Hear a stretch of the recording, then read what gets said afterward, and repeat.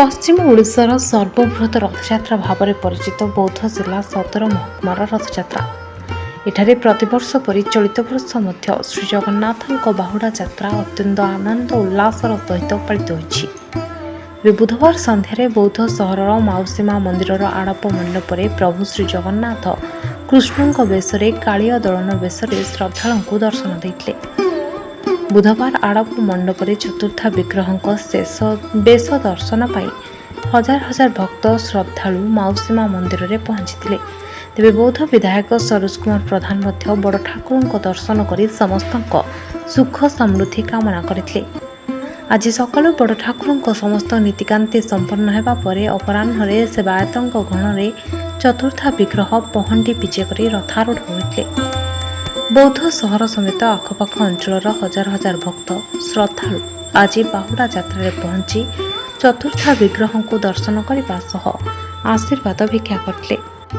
रथ पथ श्री जगन्नाथंकर अपार करुणारु ओडिशार केन्द्र स्थल बौद्ध सहरर बड़दाण्डर अति पर संपर्क नियारा श्री जगन्नाथंकर अपार करुणारु आज नवदिनात्मक जो यात्रा परिवेषण होइथिला ताहा सृष्टिर आद्यरु प्रभुंकर करुणारे देवता माने स्वर्गरे थाई मर्त्यर लोक मानंकु पापरु मुक्ति देवा पाई सदा सर्वदा व्यग्र थांती।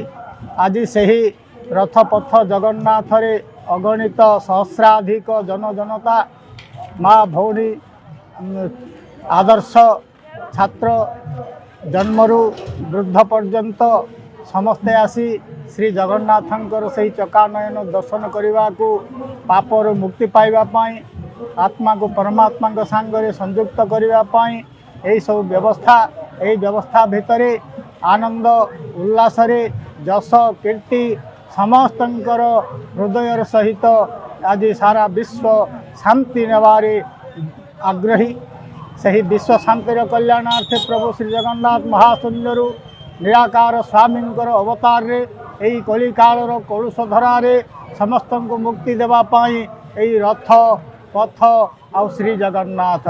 Bureau report Hiranchal live.